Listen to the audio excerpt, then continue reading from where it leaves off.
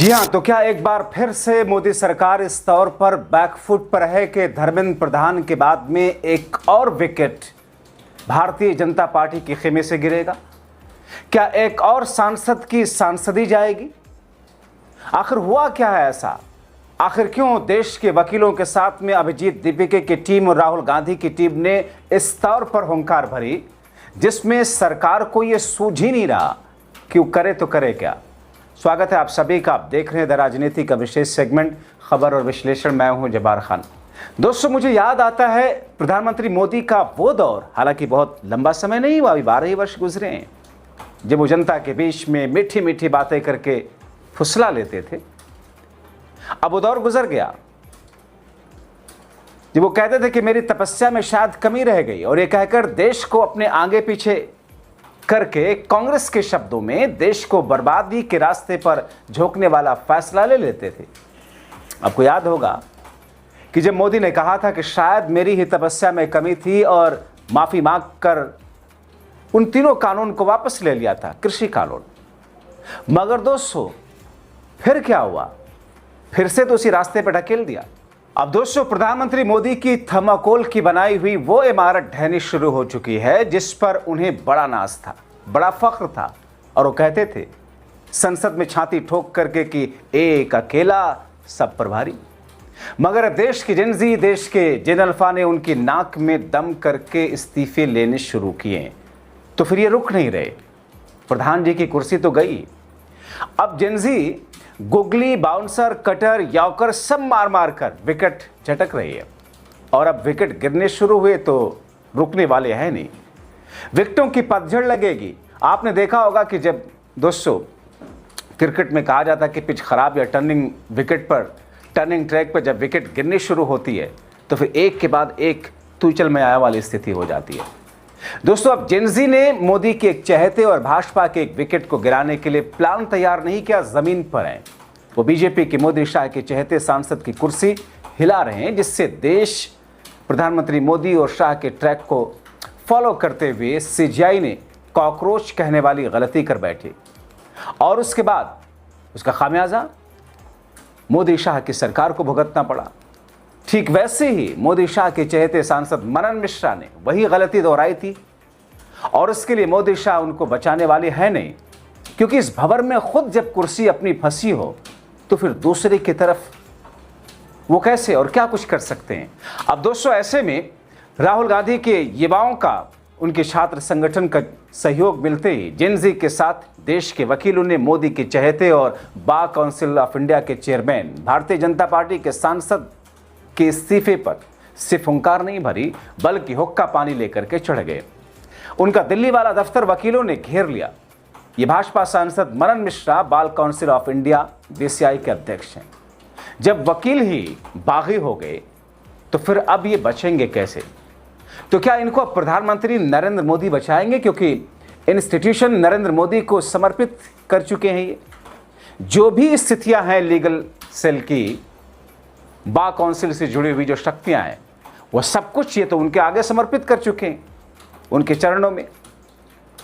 दोस्तों, क्योंकि एक तरफ दिल्ली में वकीलों के साथ साथ तो दूसरी तरफ महाराष्ट्र में, मुंबई में भी कुछ इस तरीके से स्थितियां उत्पन्न हुई।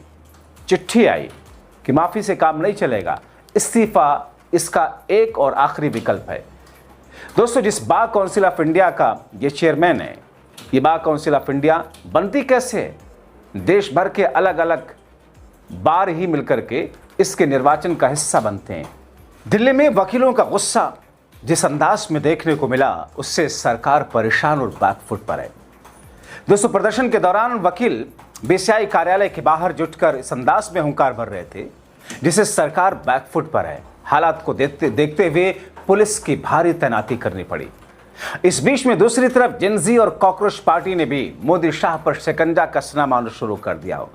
अब वो मोदी के एक और खास के इस्तीफे पर जिस तरीके से अड़े, सीजेपी के प्रवक्ता सौरभ दास ने प्रदर्शन का न सिर्फ समर्थन किया, बल्कि जवाबदेही और जिम्मेदारी तय करने के लिए लड़ाई को और तेज करने की बात की। प्रदर्शनकारियों को अब उन्होंने कहा कि हम तो लीगल कॉकरोच भी हैं, अब यहां पर भी जो भी मनमाना रवैया है सरकार का या उससे जुड़े लोगों का, उनको झुकाएंगे। दरअसल दोस्तों, ये पूरा मामला सीजेआई सूर्यकांत की उस टिप्पणी से जुड़ा हुआ था जिसमें उन्होंने बेरोजगार युवाओं को कॉकरोच कहा था।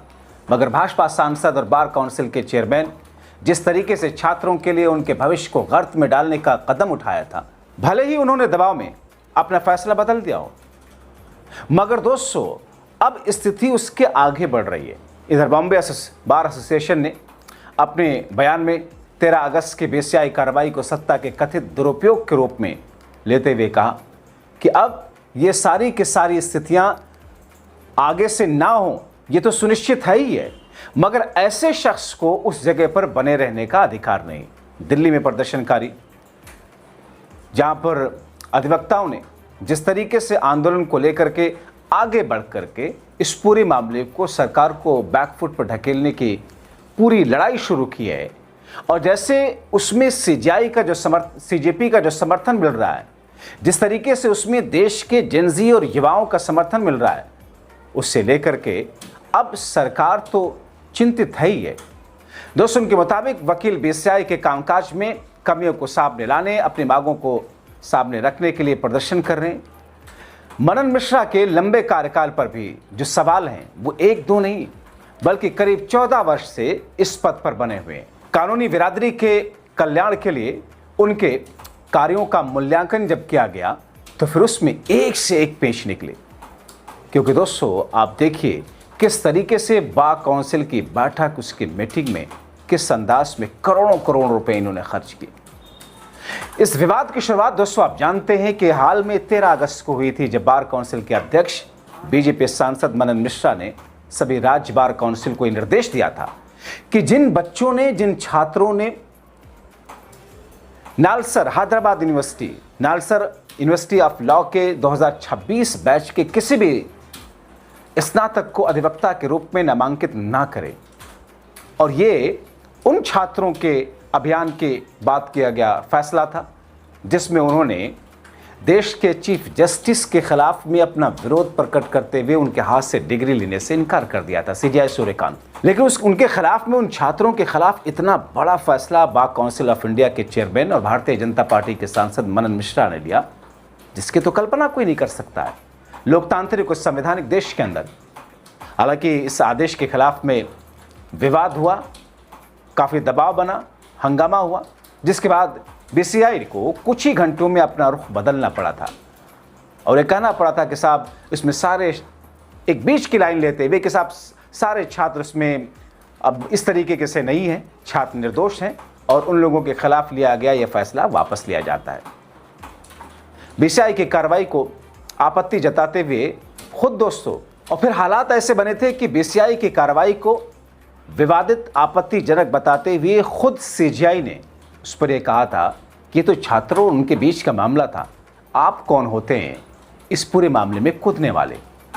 और उसके बाद में सुप्रीम कोर्ट ने इस पूरे आदेश पर न सिर्फ रोक लगाई थी बल्कि फटकार लगाते हुए सख्ती से आगे ऐसा ना करने की हिदायत भी दी। तो फिर एक ऐसी स्थिति जिसमें सरकार और सरकार से जुड़े हुए लोग जो बीते 12 वर्षों से जिस अंदाज में, जिस तरीके से जो मन मर्जी हो रहा था करते आ रहे थे, मगर देश के जिनजी और देश के अल्फा और देश के युवाओं के जागरूक होने के बाद, उनके सड़कों पर उतरने के बाद जिस अंदाज में, जिस तरीके से सरकार हिली है, उसका नतीजा धर्मेंद्र प्रधान का इस्तीफा तो है ही है, मगर अब एक और इस्तीफा मनन मिश्रा का, जिस पर देश के जिनजी, कॉकरोच और वकील अड़े हुए हैं।